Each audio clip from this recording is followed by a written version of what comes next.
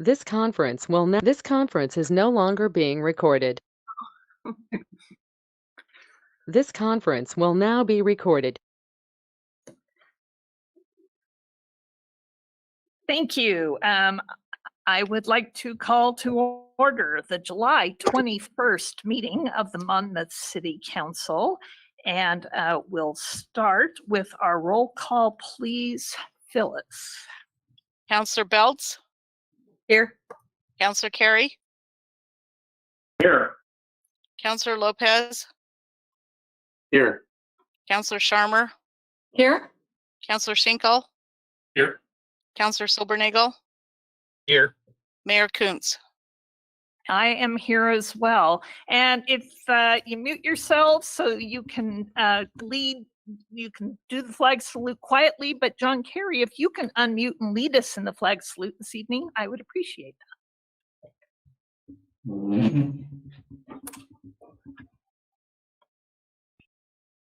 We pledge allegiance to the flag of the United States of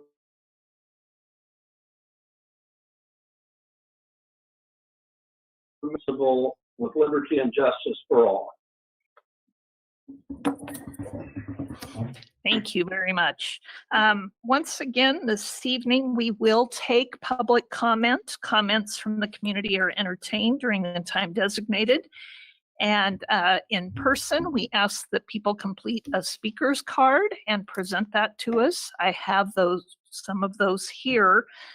If anyone is online and would like to comment, please go into the chat function, which is the little bubble on the upper right of the screen. And please send a message to Phyllis Bowman only. Phyllis, our city recorder, will then and go ahead and let her know your name and a little bit about what you would like to speak about. We will then call on you during the time allotted for public comments. Comments are limited to 3 minutes, but the council welcomes additional information in writing. Typically that comment is taken under advisement to allow time for a response and for council or staff to review the issue. But council or staff may ask clarifying questions, and then also we'll note if people would like follow-up and how they would like that. So I'd like to thank everyone for attendance this evening at this meeting of the Monmouth City Council.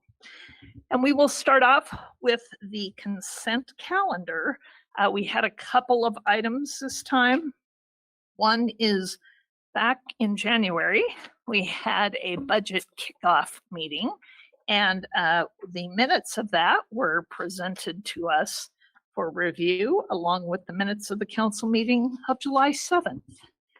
Unless there are any additions or corrections, a motion to accept the consent calendar as presented would be appreciated. I move acceptance of the consent calendar. Thank you, Councillor Silbernagel. Is there a second?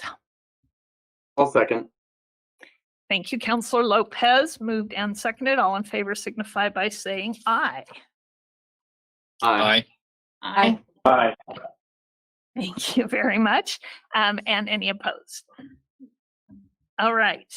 We do have a public presentation this evening. And again, topics of extreme interest right now, Polk County and where we stand in relation to the COVID outbreak. And how some of that is being handled actually by people right here in our community, and a really unique partnership, I think, in the state.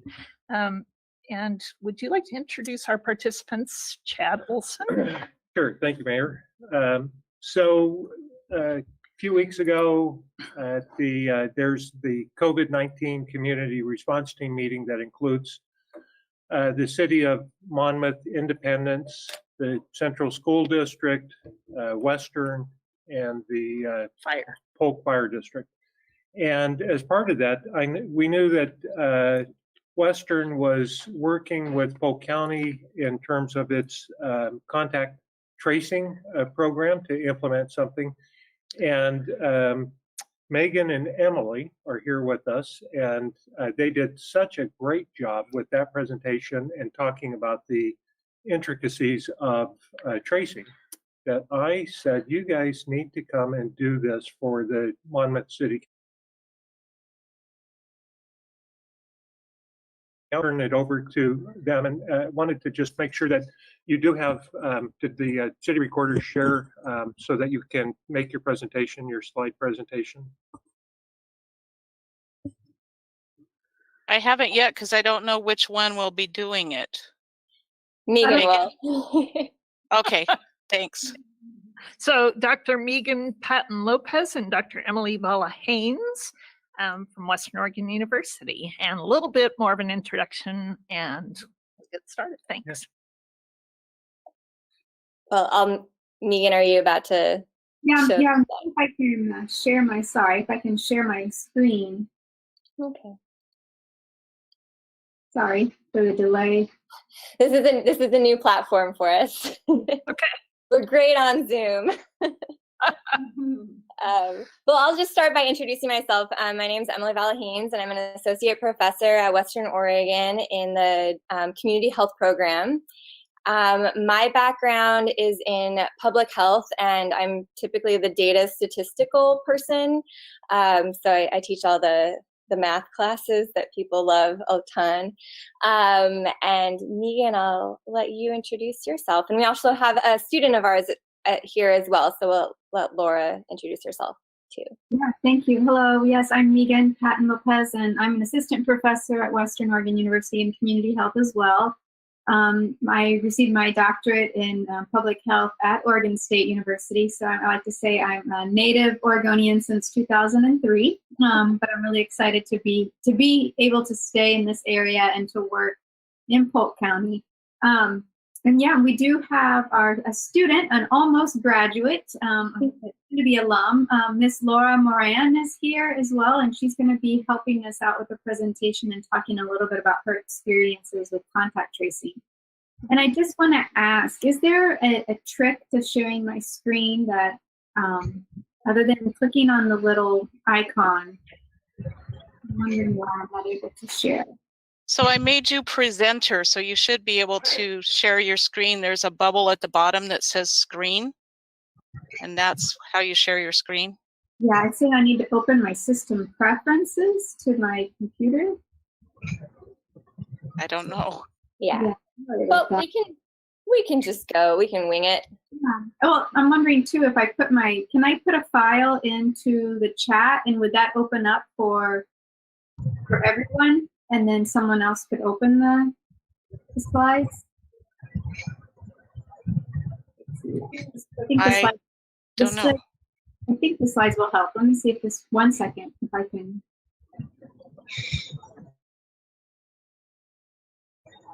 Laura, do you want to talk about where you went to high school? Well, I went to high school there in Central. So I've been living in Oregon since 2015 when we moved from California. And then I started in Western Oregon, and I was there for 3 years, so I'm finishing a bit earlier. But this is my last term in Western, and I'm doing community health. So I'm getting my bachelor's in community health with a minor in human biology. And I've had both of these professors before. And I'm actually from Yamhill County originally, so and I live in Independence, so we're all mostly local. So do we want to just go forward, Megan, and I think so. I the apologize. presentation separately? Okay. Difficulty.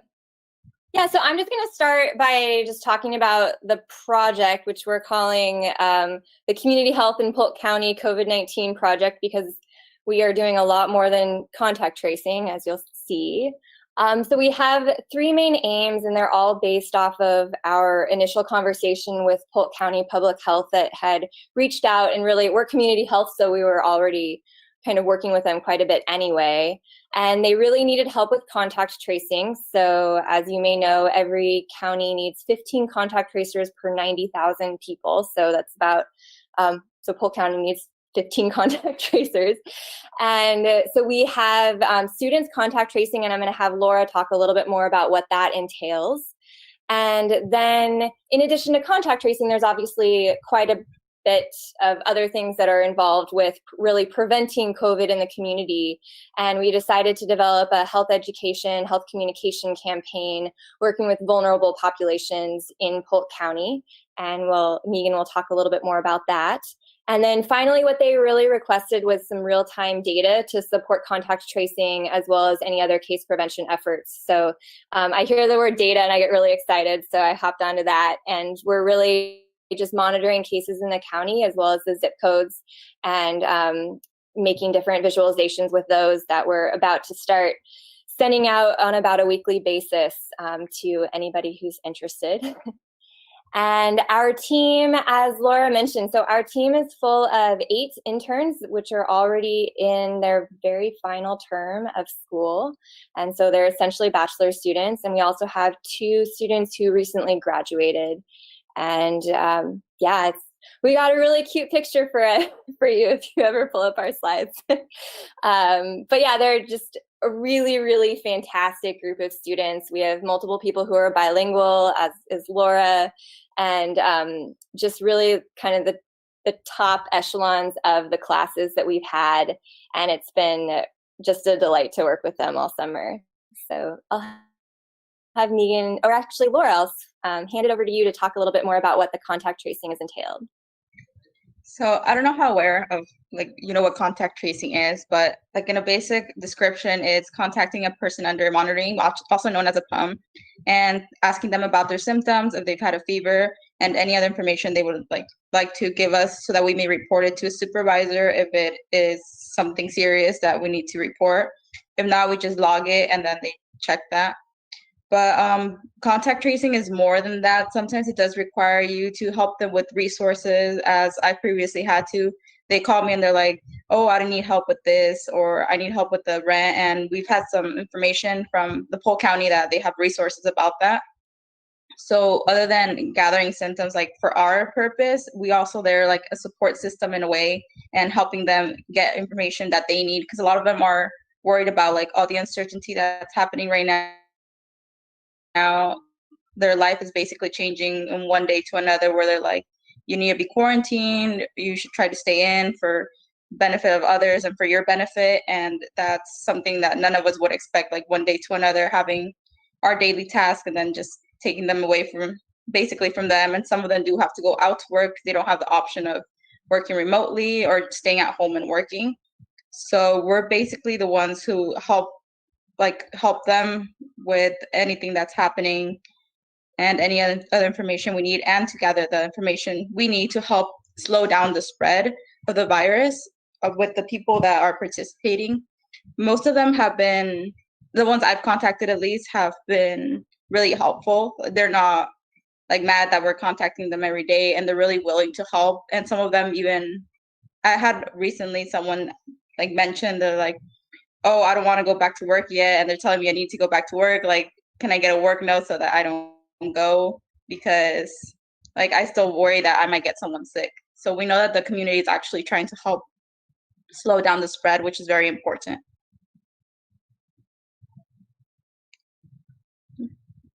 Yeah, so we've been, as Emily said, we've been doing this since last Friday. So the 10th, almost 2 weeks now, a week and a half. And I think it's been a really good experience, the partnership with Polk County and the communicable disease team. I'm really excited that we're able to provide this support, because we know that there's other things happening in addition to COVID-19 right now, so we can help free up their time with that. And so another piece of this that we are working on is, in addition to working and supporting Polk County with contact tracing, we applied and were awarded funding from the Oregon Health Authority to do community outreach and engagement around COVID-19. And in that application, they asked for, they had specific groups that they were wanting to make sure that were being focused on, in order to make sure that everyone in Oregon has the knowledge about what is COVID-19 and how to prevent it, and make sure, so trying to reach, sorry, I just had a private mess. So they have, in addition to the general public, which hopefully a lot of people are getting information, they wanted to make sure some other groups that traditionally may not receive information in the same way that most people in our communities do. And so we identified, among those populations, we identified older adults, low-income households, especially families with children that are participating in K through 12 public school system, the Latinx community, and then also we also are going to focus on WU students. And so in addition to providing contact tracing, the students, the interns, and our coordinators, and Dr. Vala Haynes and I are developing campaigns that are very targeted for each of these groups to meet the needs that they might have around knowledge, attitudes, beliefs around COVID-19, around contact tracing, around the use of masks. And we are working in partnership with many community-based organizations that are already serving these communities. And so we want to be there as an extra support, since our students are trained on program planning and how to develop materials like this. So we thought this would be another service that we could provide. And with the funding from the Oregon Health Authority, we can purchase materials that are going to be needed for those outreach campaigns. And just to give you an example of what something might look like, one current idea that we're thinking of is around the masks and making sure that that different community groups have masks, cloth masks. And so it could be that we are doing working with the community organization to develop educational materials, but also providing a mask. And so kind of that reinforcing, this is why the mask is important. Here's a mask for you to have. We've also identified, trying to identify resources that we could purchase relating to, one idea is a bingo. There's a loteria in Spanish, is bingo. And so there is material already developed that we can have printed. And it's a family could play and learn both English and Spanish, the words around that are related to COVID-19. And it's a way, again, to reinforce the messages about like washing your hands. And I think they have wearing a mask. Those are all different little pieces of the game that they could play. So that's just kind of an example of those outreach and communication campaigns. For the partners, we are working closely with the Central School District. So Emily is a member of a couple of their work groups on helping the Central School District on being prepared for their plans. We're also partnering with Dallas Retirement Village, farm worker housing, and then also the Mano a Mano in Polk County. So let me see here. I'm going to get Phyllis now. I think, Phyllis, do I just move this to you?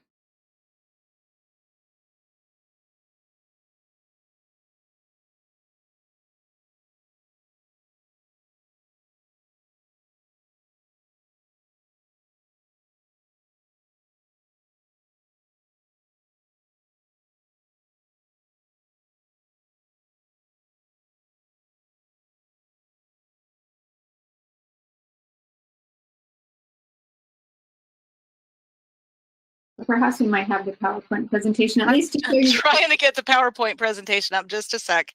No problem. If nothing else, we can show you our team picture. We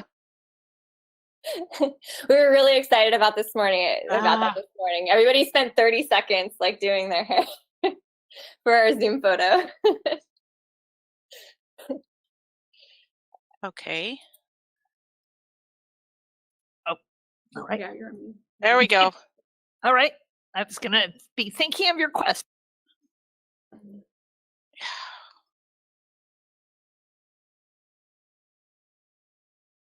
Yeah, so hopefully you'll start seeing, as we get materials going out, you'll start to see that logo there at the top, the Western Oregon University Community Health, along with the Polk County and Oregon Health Authority logos. So those and our partners that we work with, those will be going out there. But I don't know, perhaps just if you wouldn't mind going to the third slide, Phyllis, there's the picture of our team, and you all can, so there's our team. We exist. So two of our project coordinators are recent WU graduates, and so we're really excited that they're working with us, and then all the others will be soon to be graduates. So we'll be having a new group of interns coming in the fall to help support this work as well. Yeah. And the coordinators stay, so they are constants, which is a massive help to us. They're really fantastic, all of them. So, If you all, if you have questions for us, we're I more than happy to answer anything. You're welcome to share those. Thank you so much. And I have one question. And do we have bilingual members of the team? How many, if so? Well, you just heard from one, Laura. Megan and I both also actually have a background working in Latin America and her working here, but with the Latinx community as well as Latin America. And we have one of our coordinators is bilingual, and we have another contact tracer who's also bilingual in Spanish. Wonderful, thank you. Other questions, counselors? And John, you're kind of tiny on the giant screen I'm looking at, but I think John had his hand up. Counselor Carey. I do. We hear a lot about, and by the way, thank you for your work, and thank you for your representation of Western Oregon. It's awesome on both the faculty and the undergrad level. That's very nice. The question that I have is we hear a lot about the slow return of results, and how does that negate the effectiveness of this in a substantial way? And then secondly, do you have any difficulty getting people to participate? You hear stories about people not answering the phone because they don't want to be identified, because then they would not be able to go to work, and they must work. Those are things that seem to be challenges. The system you have set is good. The human element might make it more difficult. I don't know. What are your thoughts? Well, I'll take the first question. So there was the article, I think it came out in the Oregonian either today or yesterday, that said that a lot of people are taking 2 weeks to get their results back, and that certainly harms the value of contact tracing, because the whole point of it obviously is you get tested, we ask you who you've been in contact with in the last couple of days, and we ask those people to then self-quarantine. And if you've been out gallivanting for 2 weeks, that doesn't really help us very much. Where it is actually more detrimental would be in communities that have a really high prevalence. They have just a huge rate of COVID infections, which fortunately for Polk County is not actually us right now. We've been doing really, really well. And that's been, we had, I think, 7 cases the other day and 8 at one point last week. But relative to the rest of Oregon, that is really good. So if we were Multnomah County, if we were Marion County, which it's difficult to decouple from that, but for example, if we were Florida right now, 2 weeks to get tests back, that's not contact tracing, and that method isn't going to really be that effective. But I would argue that for us, obviously, we would want those tests to come back a lot faster. But in a county that's been doing so well, and hopefully will continue to do well, we can still, the service is still there, and it still, I think, is working. I think it's also really important to acknowledge that there's a lot of test development happening right now. And I know that there's just the preliminary studies of actually home testing and trying to get people to really get rapid results immediately in their home. And I think that there's going to be a lot of really exciting developments to come out with that over the next couple of months. Megan or Laura, do you want to take the other one? Or if that made sense to you? Thanks. Yeah, what do you think, Laura, with the human behavior component of this and the willingness of, what has your impression been on the phone calls around people's willingness to stay home and self-quarantine? I think they've actually been very willing to help. Like even when we've gathered ourselves during our team meetings, one of the interns as well has said that like she's able to have communicate, like talk to them for a while, and then the person in my team, she's also mentioned that, oh, like I had a 20-minute conversation the other day, like, so I think they're very willing to help out.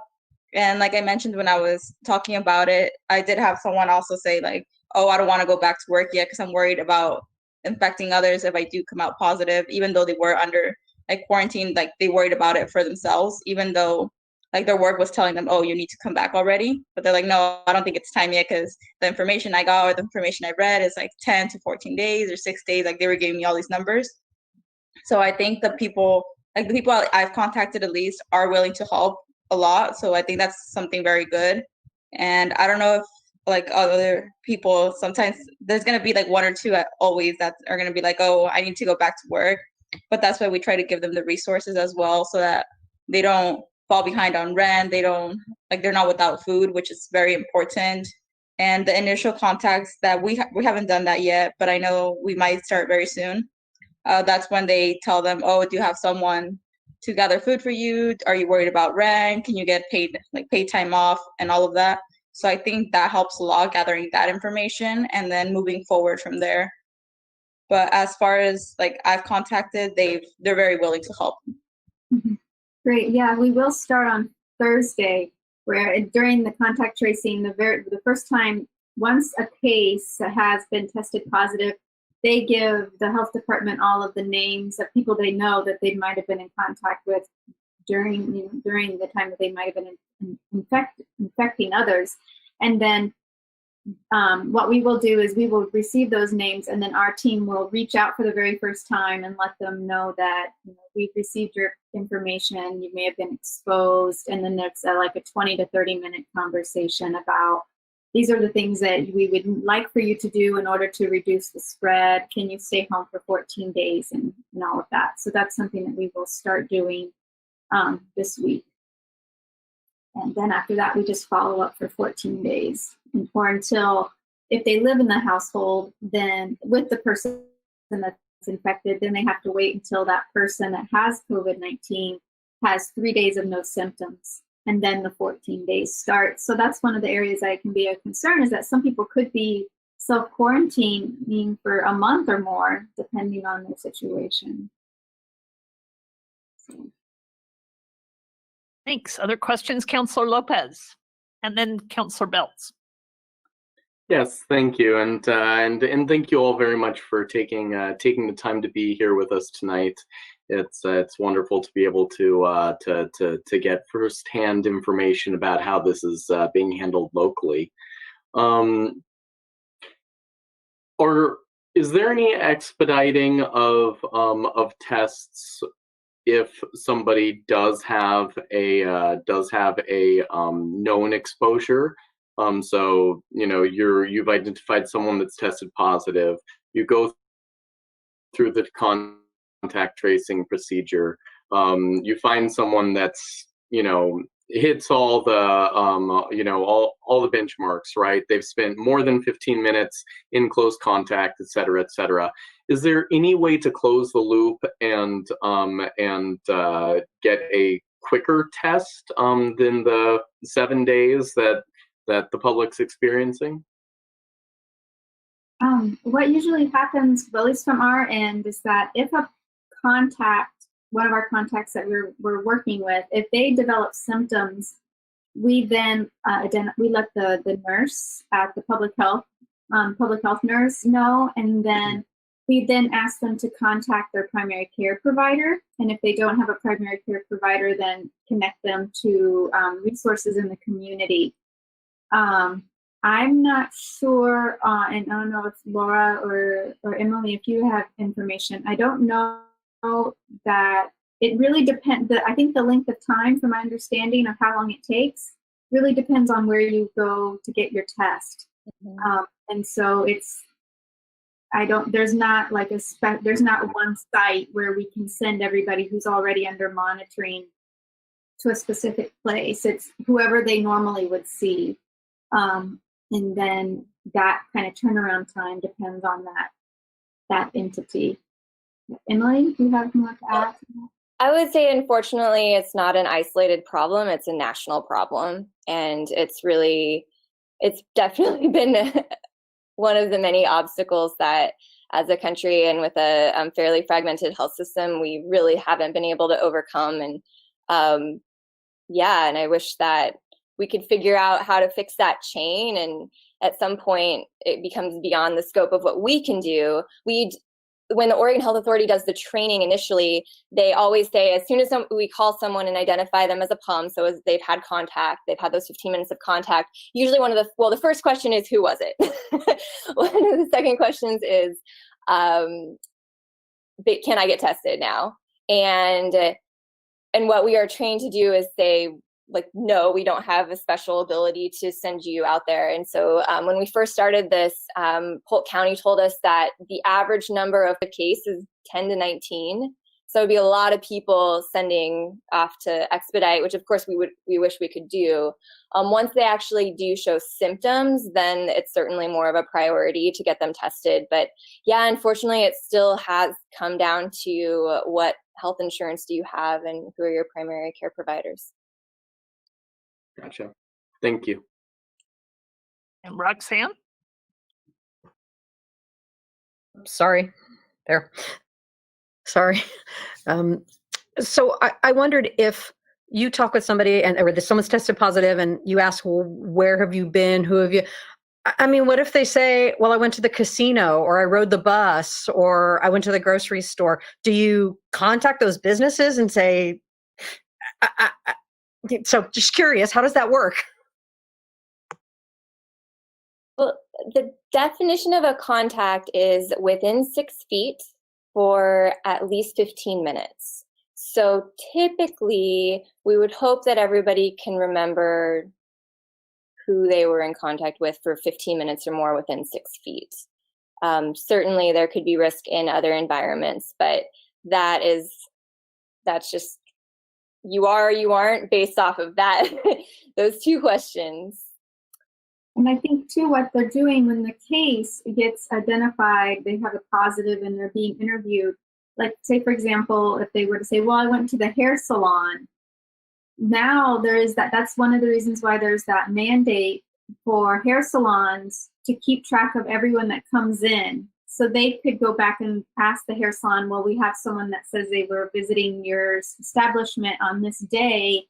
Who else was in the room at that time? So they have that record. So that's one of the reasons why you see so much more processes and steps in order to access these services, but also why there is that requirement on keeping the number of people in a building inside at any one time to the minimum. In case something like this happens, then we're going to reduce the spread of the disease of COVID-19 if someone does test positive, because it would be hard to track them otherwise.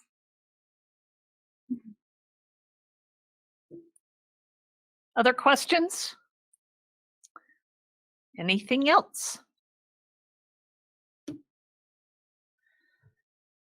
Well, thank you both very much. I thought Dr. Sharmer would put in a plug for public health programs and Oregon State University for us at this time. Well, I will, and I don't envy you in the work you're doing. I've done plenty of it myself. And I will tell you that when you're talking about knowledge and attitudes and behaviors with an organism like this with so many unknowns, it's that human behavior that is the hardest to deal with. And I've had so many people contact me and say things like, gosh, I was at a dinner party 10 days ago.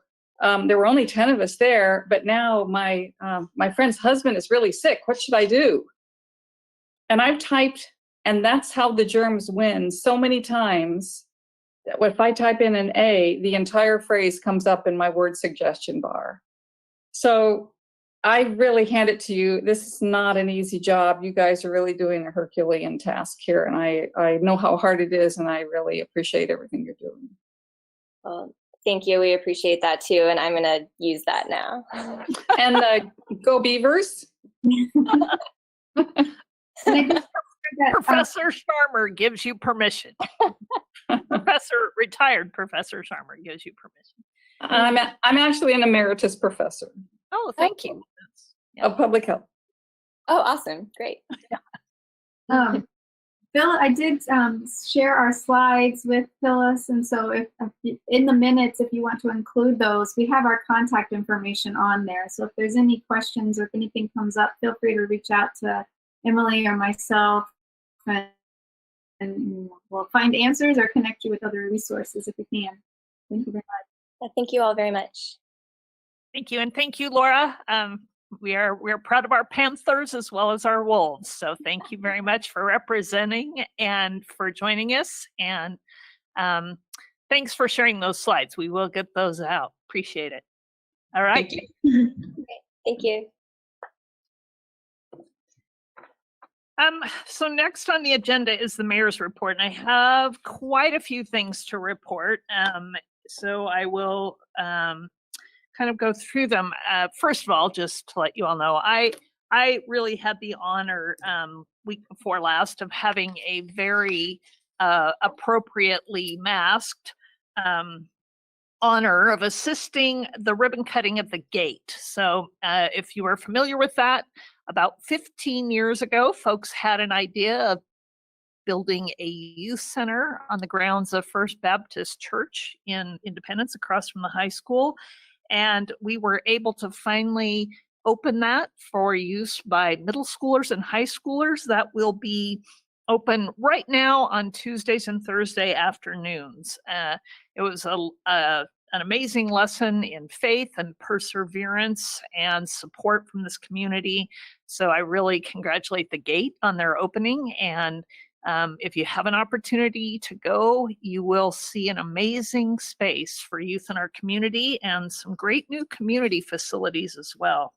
I have gotten, and perhaps some of you have also, some concerns expressed about 4th of July. It seems that maybe perhaps with less public displays of the celebration and the opportunity to enjoy fireworks, that we had a lot more private shows in our community and in talking to other mayors in lots of communities as well. And I'm not going to give all the details, but just out of curiosity, I asked our chief of police, Daryl Talon, to review the police log on the nights of July 3rd and July 4th. And so between 5 p.m. on the 3rd and 2 a.m. the morning of the 4th, this isn't even the 4th, the Monmouth Police Department responded to many calls. And there were, first of all, if you call 911 about fireworks, they won't even dispatch unless it causes a fire, and they have to dispatch the fire department, or unless there is some other additional threatening circumstance. So if folks call 911, we're not even going to hear about that.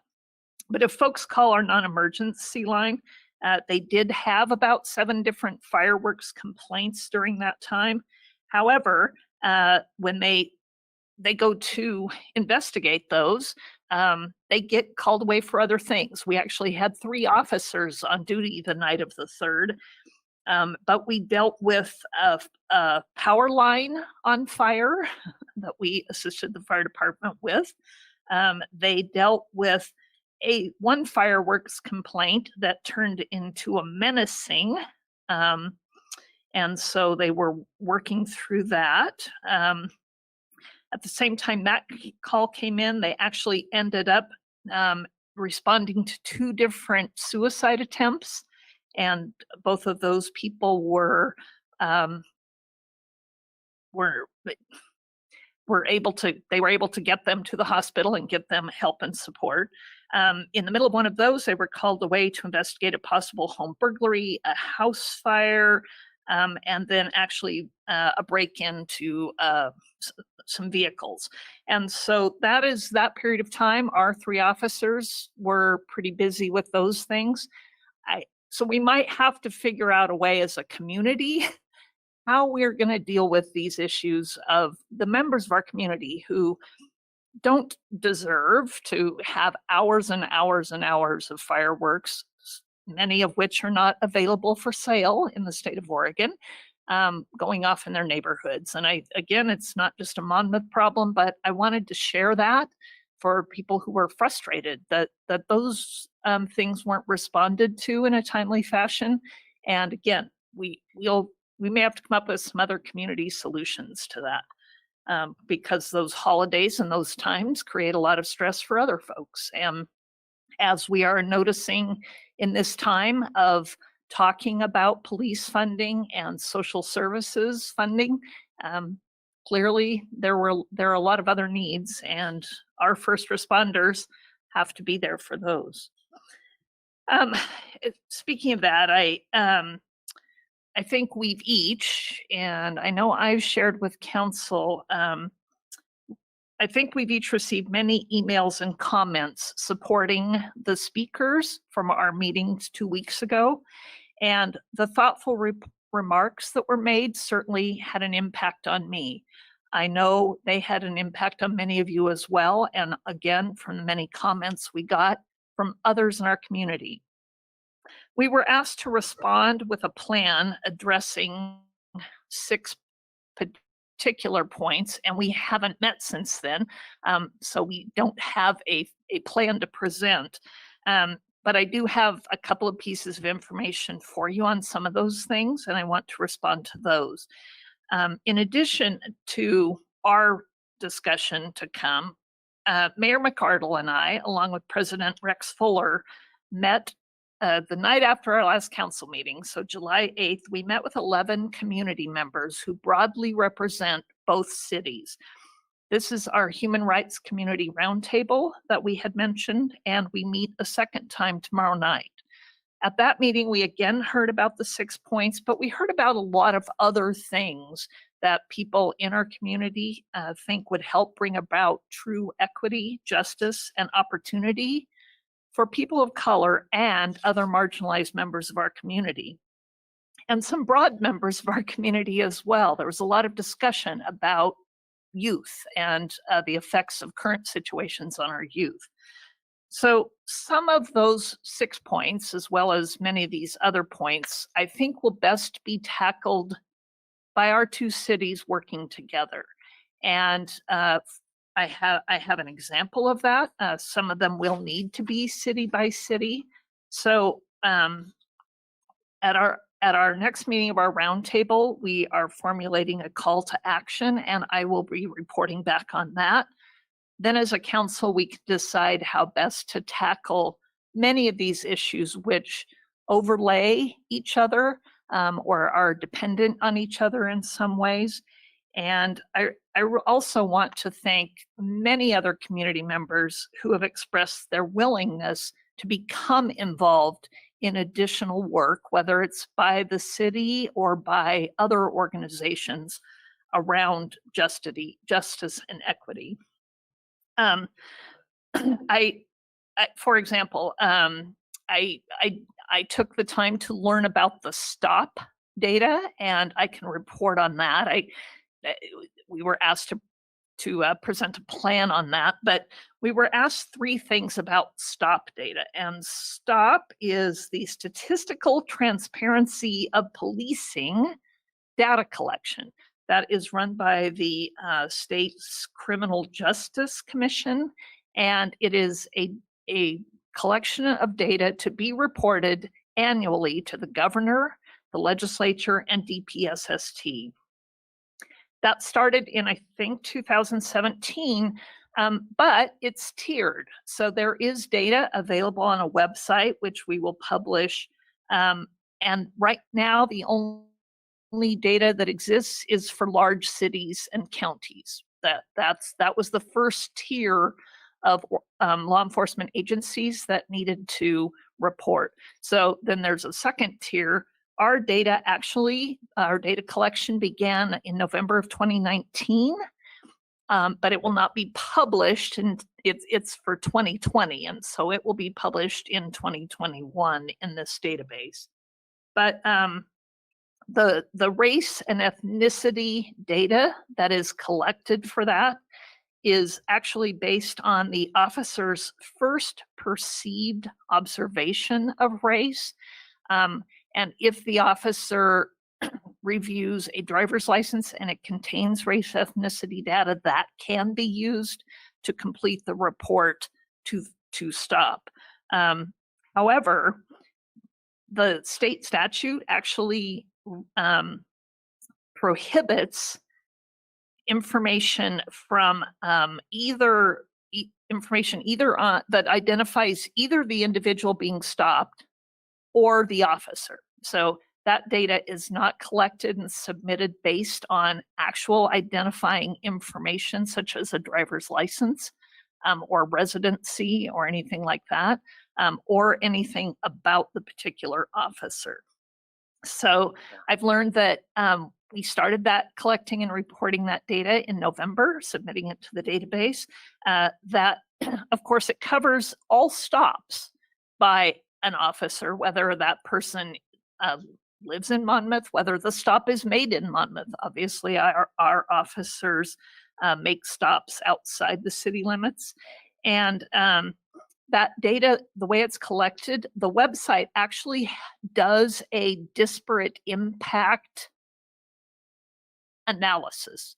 So it doesn't give raw data, but it does look at the data in a variety of ways and compares and analyzes that data by impact on whites versus other races. So I think it's very interesting. And again, it's I think if you Google or search for Oregon.gov CJC, which is the Criminal Justice Commission stop data, you can actually go in and look at what data is being collected and reported. So we were asked 3 things regarding that data, and I'll just let you know, based on my research and in talking to the chief, our police department leadership was asked to review that data and discuss patterns of stops within the department as part of training. And that will be done. That is going to become a part of the training protocol. That's part of what this data is meant to do, to assist departments in training, in identifying patterns for their department. We were asked that the data be made public now for the existing information, and that the information be published annually. Again, the report itself and the website's super cool because you can filter by agency. So the data is, you can look at it aggregate for the state, but you can also on the website itself. So it will be very easy for us to remind folks when that data becomes available each year. Again, ours won't show up there for a while, but we will be able to direct people to that because it does show the analysis. And then we were also asked for the data to be disaggregated by officer to be used in internal personnel evaluations only. That cannot be done because per state statute, that data is not collected by individual officers. So at this time, that is not a use of the stop data.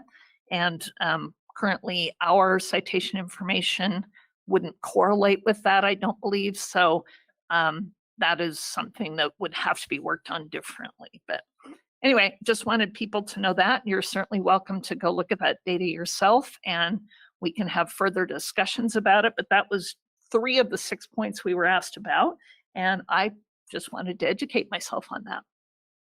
One of the other items, for example, that was asked of us was to talk about bias training.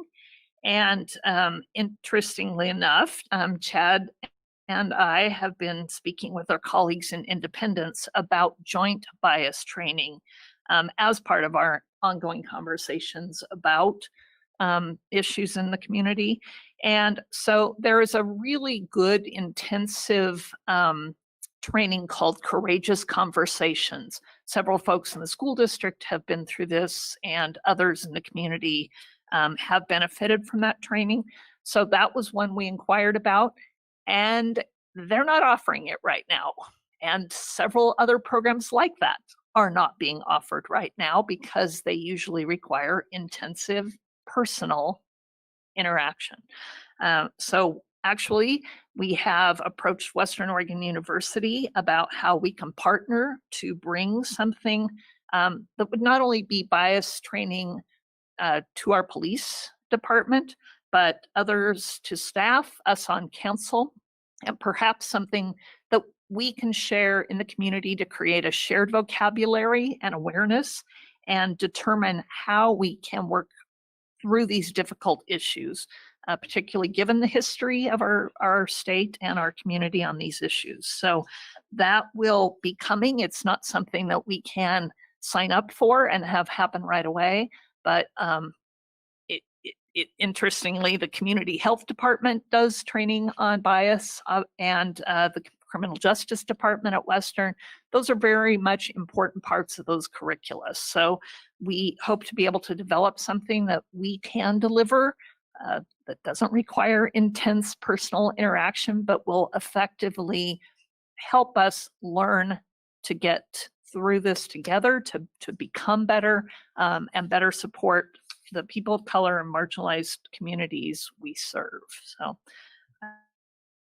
I wanted to share that as well. And again, at our next meeting, I'll have more information about the roundtable and some of the action items that are coming out of that group for the city, for ways to partner with other organizations and other individuals in our community. So, thank you. And do we have any other reports from council representatives or on boards or commissions?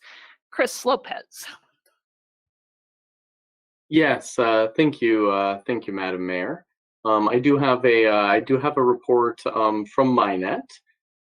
First, I'd like to note that, you know, just like many other organizations, MINET is not immune from experiencing the effects of coronavirus, and there is one staff member that has been notified by a contact tracer that they have had exposure to someone who was verified positive for coronavirus. There is an unrelated incident, another staff member that is currently quarantining out of an abundance of caution because they were exposed to someone who is potentially has coronavirus.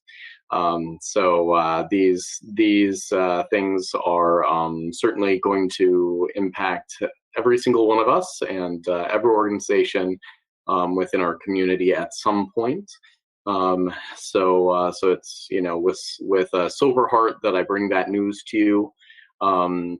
Right now, we do not have any information about confirmed positives with any staff members of MINET, but there are a couple concerning cases right now. On another note, I'd like to share that MINET has generated and posted a diversity and inclusion statement. I'd like to read that to you now. This statement is currently on the website as well. Equality, inclusion, and diversity are core values at MINET. Creating a culture of equality isn't just the right thing to do, it's also the smart thing. Our core values guide how we build our teams, cultivate leaders, and create a successful company.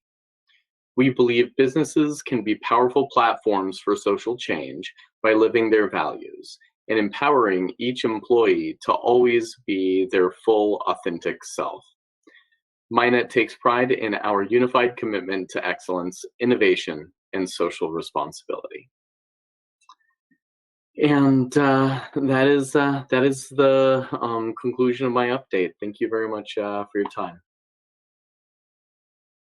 Thank you. Any other comments or boards and commission reports?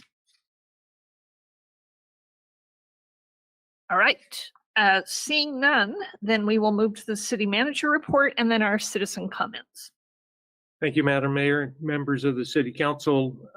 So earlier I sent out a report, and I'm just going to go through the highlights. If you had a chance to take a look at that, feel free, of course, to ask any questions. But as it relates to COVID-19, I'll lead with me being just really kind of disappointed with the lack of mask wearing in the community and in the as far as it relates to the city in our park facilities. So when Polk County entered phase 2 and we relaxed the use of the parks, the shelters, the play equipment, and we brought out the picnic tables. And just, and I'm not saying this with certainty, it's just by observation, random observation, but just the lack of wearing masks in close quarters where they're not meeting this 6-foot distancing requirement. And the reason I'm leading with that is obviously because of the increases we're seeing in the state infection rates. And I just wanted to let you know that is causing me concern as it relates to the community. And what's important to me is, is the health and welfare of our community and our staff. And what I'm worried about is just creating additional opportunities for groups to congregate without following the mask guidelines, the executive order from the governor. So with that exception, I think with the COVID, we're seeing the increased infection rates and the concern related to that as with the impact it has on our health system and the deaths that are associated with it. But locally, similar to what Councilor Lopez mentioned, we do have the occasional contact that happens with someone who has either been in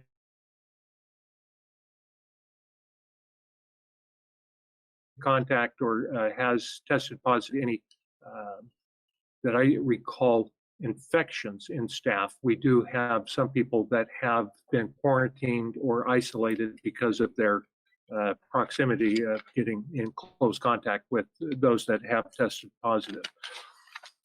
So with that, some more interesting things that we are doing that's COVID related that I did want to highlight is the Business Oregon has sent out a notice, the EDA CARES Act projects. So there is a request to turn in COVID related projects that can benefit the state through economic development activities and job creation.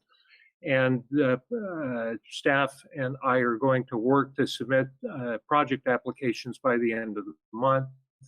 Those would be similar, I'm thinking, infrastructure projects that are what we talked about with the Urban Renewal Agency at the last meeting. So water projects, transportation projects, things like that. Also, there's the second round of the COVID relief fund distribution. So the city is scheduled to receive approximately $291,000 for COVID-related expenses. Janet, the city finance director, the community development director, and I sat down and talked about the allocation of those funds and how we think they should be used. Of course, with this, the magnitude, we would bring it to council for council direction. But what we're looking at is approximately a 50-50 split of the $291,000, with half of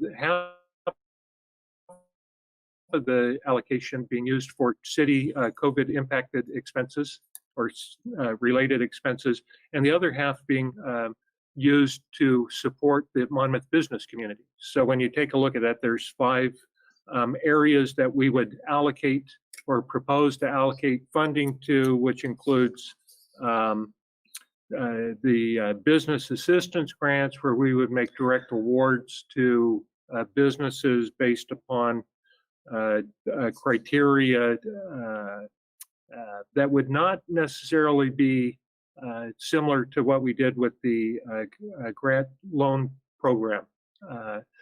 So we don't have a lot of details. We're just figuring out the allocations, and then we'll circle back with an outline of the program. We're looking at some PPE assistance, purchasing and donations to local businesses, technical assistance support, which I notified the council of that. We are going in with a joint application with our Independence Commons and the City of Independence. I think those are the only 2. So we would contribute $25,000 towards a technical assistance program. We would wait and see what Business Oregon would allocate for our use as part of that program. There's not it's not a dollar for dollar or a 2-to-1 type of program. Some marketing and advertising support for the community businesses, and then a business outreach and communications assistance program. So we would hire basically a contractor to provide assistance to the city with our communications and outreach to the business community. And with that, I'll stop there. There's a number of other items that I'm ready to report on if there's interest, but with that, I'll turn it back over to the mayor. Any questions? All right, great. Thank you very much. Thank you. Yeah.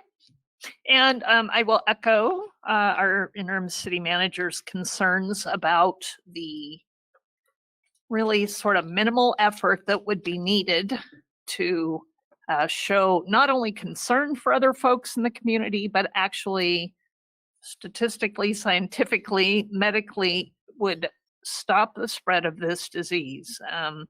The current governor's executive order requires facial coverings indoors if people are unable to socially distance, physically distance, and required mask wearing even outdoors if people are unable to do that. We have a lot of parents in the community who would like to see the splash pad open, but it's a little easier to contain your family unit at a picnic table or even perhaps on playground equipment than it is on the splash pads. So I don't think we have any intention of opening that at this time. We are unable to comfortably believe we could do that safely. I can tell you the school district is not allowing any use of our facilities by the community at all, and that is unlikely to change. We do have student athletes who are doing strength and conditioning. They must be outdoors. We have paid monitors on staff to make sure that those conditioning drills are being handled responsibly, but we are not anticipating athletic practices. And in fact, I believe on Friday, the Oregon State Athletic Association is announcing their determination about what they're going to do about fall athletics.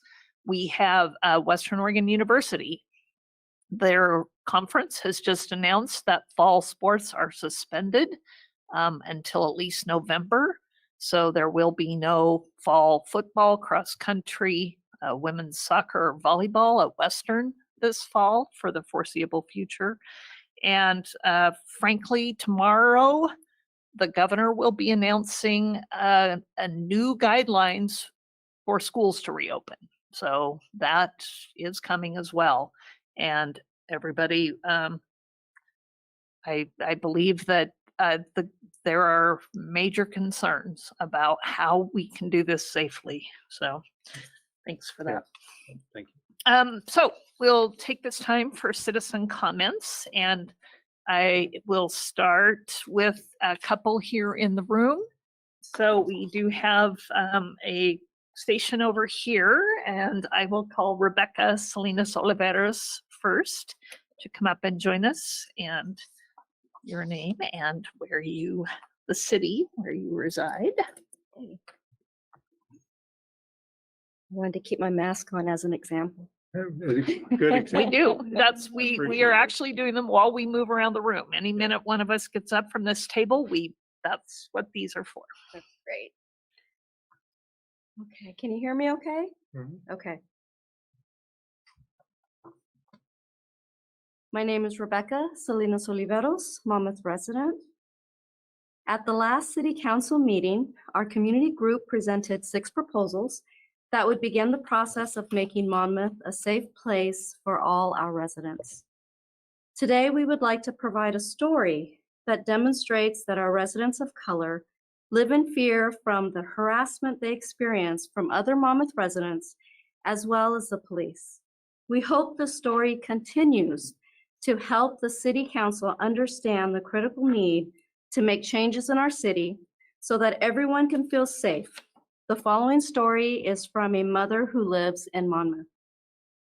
On July 7th, at approximately 12 in the afternoon, my African-American daughter was walking with a friend on Talmadge Road when a man in a lifted red truck came to a complete stop to call her the N-word. I attempted to post a PSA on a community Facebook forum. My post was declined because I was said to be stirring the pot. I was then told that it couldn't be posted because of possible retaliation of people driving red trucks. I pointed out the irony that they were more concerned about people driving red trucks than that of a child with brown skin. Again, I was told I was stirring the pot. A few days later, while walking with another friend, my daughter was pulled over by the police because they had reports of someone laying in the street.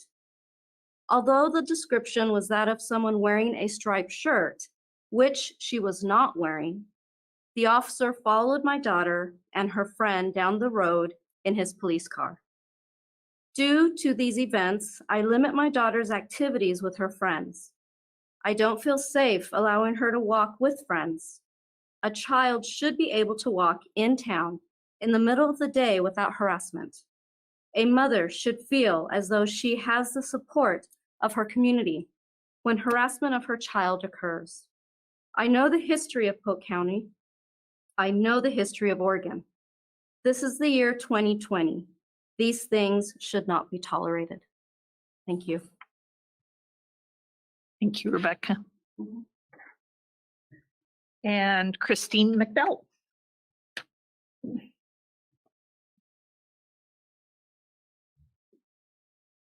To your name and the city where you reside, please. Good evening. My name is Christine McDowell, and I'm a resident of Monmouth. At the last City Council meeting, our community group made 6 requests with the goal of helping Monmouth become a city where all its residents, regardless of identity, would feel safe. One of the requests was that the police chief monitor the demographics of stop data of the Monmouth police officers in order to identify any patterns of stops. This evening, we would like to provide a specific example that provides evidence of racial harassment by some members of the Monmouth Police Department. The following story was given to our group so we could inform the council about an individual's experience with 2 Monmouth police officers. We hope that this story encourages the City Council to act so all our residents feel valued in our community and not fearful. As a dark-skinned Mexican male, I do not feel the police department has my best interest in mind, nor do I trust them. There are several personal experiences I have had that make this my reality. My senior year of high school, I was excited for graduation and even more excited about the job I was about to get. I had made it to the final round of interviews, and the interview panel expressed their excitement of working with me in the future and just needed to do the last round of interview and figure out the paperwork, then I could get started. I was so excited to have a job that provided benefits as I came from a family who all work in the fields or construction. Then my encounter with the police changed everything. Me and my 3 Mexican guy friends were walking to the store in Independence to get some soda and chips to eat while we played FIFA video games. Once we bought our stuff and were leaving the store, there were 2 Monmouth cops that were pulling into the parking lot. The cops turned on their lights, and knowing we had not done anything, assumed that they were not pulling us over, but the cops got out of the car and came over to talk to us. They asked what we were doing, and we told them we had just got some food and were going home to play video games. The cops said they knew we were lying and been drinking alcohol. We told them we hadn't and were just drinking soda and showed them our bags. They refused to listen and had us all line up and sit on the curb while they questioned us one at a time.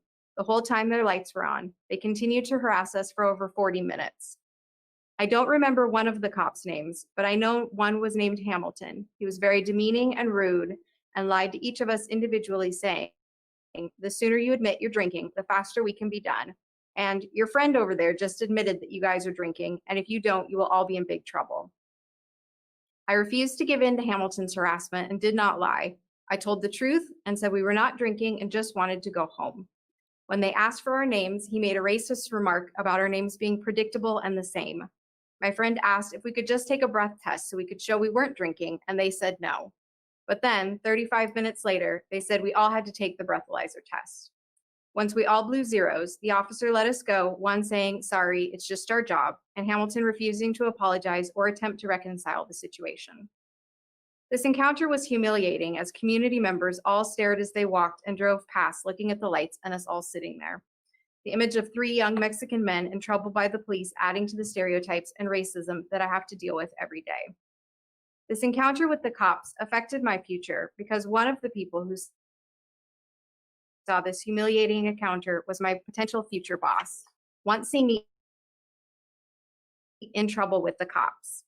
When I came in to finalize the paperwork, they had said that they decided to go in another direction as more information had come up. I have a clean record, and I know the information was them seeing me in trouble with the law.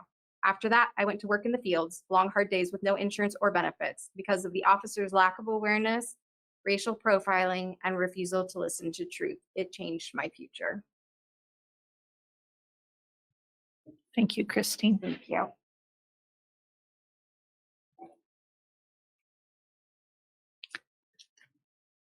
Phyllis, do we have any, looks like we have some callers online. Do we have any public comments from callers? I have no one who has contacted me through the chat to let me know they want to talk. All right, if anyone identifies themselves as interested in making public comment, we don't have names here, so.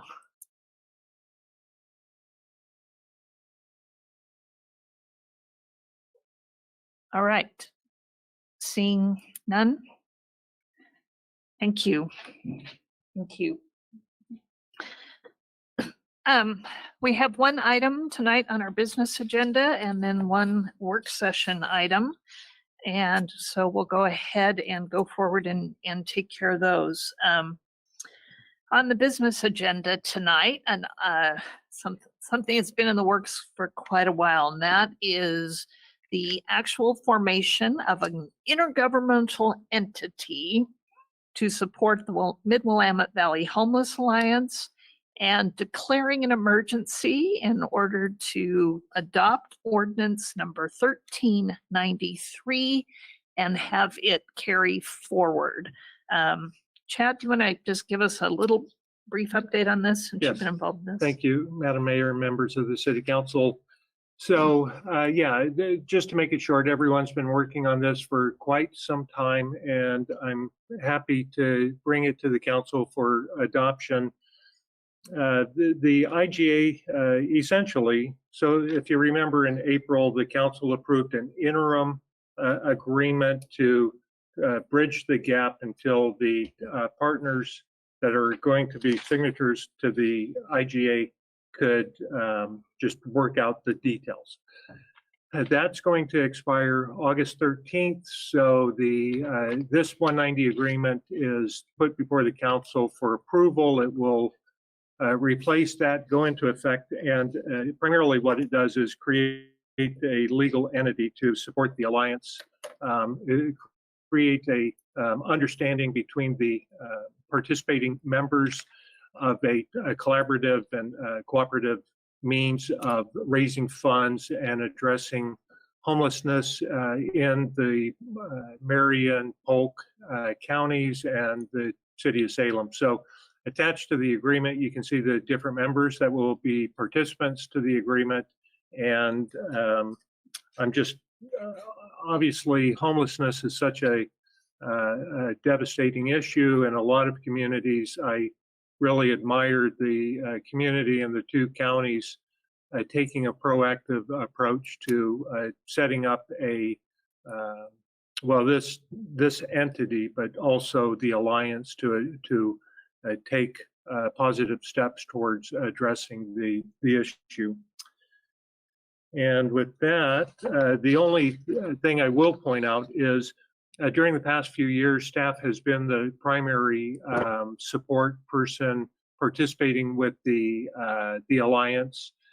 And as far as the membership to it, I want to point out that it can be either staff or a council member, the mayor, somebody, one of the elected officials could do that. And so I just want to make sure you were aware. I am aware of that. Thank you so much, Mr. Olson. And first of all, if we enter into this agreement, then I'll take care of part B of that business. So yes, this is taking this regional approach, Marion and Polk counties together, as understanding that there is a lot of opportunity for folks to cross back and forth, especially particularly with West Salem being in both counties. So we really appreciate being a part of this. We have budgeted a small amount of money in the past just for a membership in this organization. And what this really does is leverage federal dollars, which you've heard this before. It's called a continuum of care. And that right now we are in an alliance with 17 or more of Oregon's counties. And so any little piece that would come, particularly to Polk County, would not reflect the total federal dollars and leverage other money that is available to start to work on this issue. So appreciate all the support.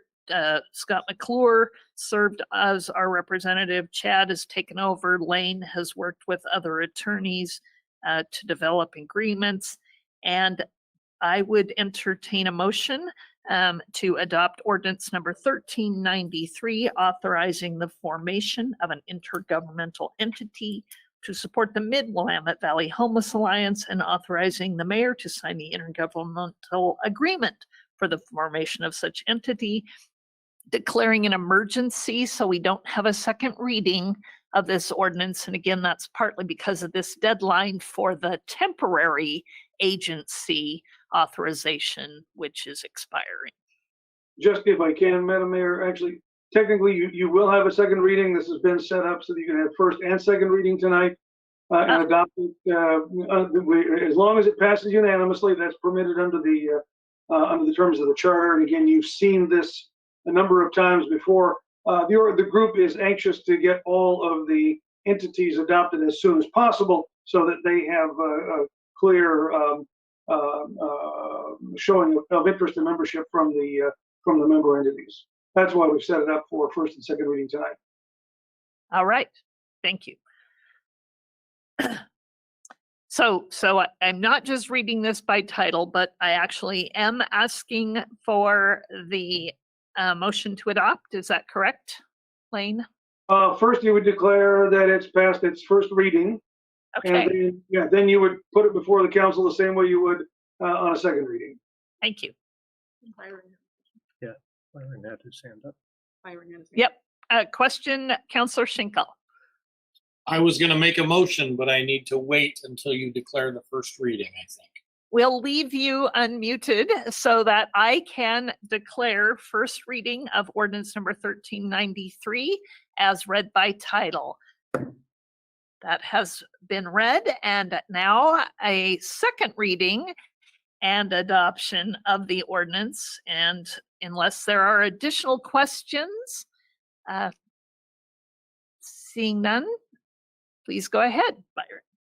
I move to adopt ordinance number 1393, authorizing the formation of an intergovernmental entity to support the Mid-Willamette Valley Homeless Alliance and authorizing the city manager to sign the intergovernmental agreement for the formation of such entity and declaring this an emergency.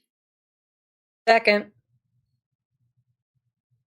All right, it's been moved and seconded. I'm going to ask for a clarification because my copy of the ordinance says that I have to sign it, and the motion indicated that the city manager signs it. So, Yeah, so the clarification on that is you will sign the ordinance and I'll sign the agreement. okay, there we go. Although it says I will sign the agreement in the title of the ordinance. And Scribner error, Lane? You're on mute, Lane. Reading your lips as far as legal. Yeah, that's not a material difference. It's not going to affect the ordinance. You can assign the ordinance, and Chad can sign the agreement. All right, thank you very much. And any other questions? Phyllis, if you will please do the roll call. Counselor Silbernagel, Aye. Counselor Carey, Aye. Counselor Schinkel, Yes. Counselor Sharmer, Yes. Counselor Belds, Aye. Counselor Lopez. Yeah. Thank you. And motion passes unanimously. As Chad mentioned, we do need to appoint a representative to the board of this new alliance. And I have actually spoken to Counselor Lopez, who has expressed interest in serving on that board. I would entertain a motion for his appointment unless someone else would like to express their interest in being the Monmouth representative going forward.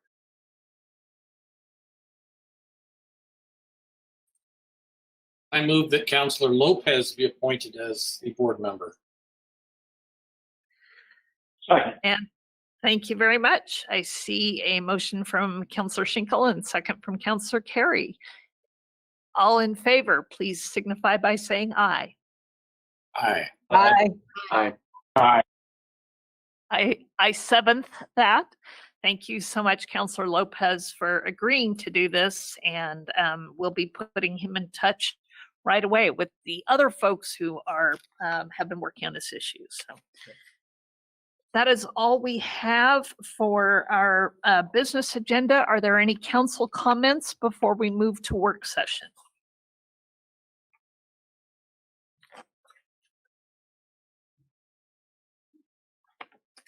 All right. Seeing none, I will adjourn our adjourn to our business session. And if I might indulge a 4-minute break, before that, we will log off and return at what says 8 o'clock on this clock. I don't know what your all clocks say. So, oh no, that's 8 minutes according to my phone. So you can't have 8 minutes. We'll go at 7:58 by my clock. So we'll be back.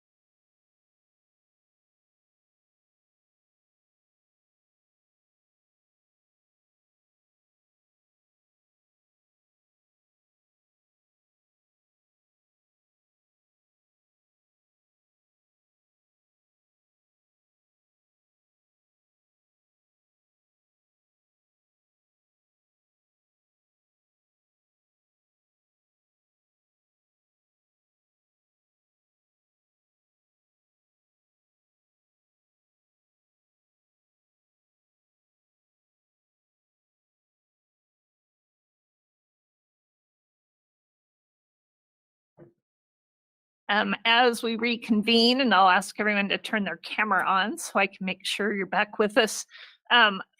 This work session, Stormwater Master Plan presentation, we are choosing not to stream it live. So if someone is watching YouTube right now and with the interest in watching the presentation live, we are going to stop the live stream of the meeting because this is our only remaining agenda item.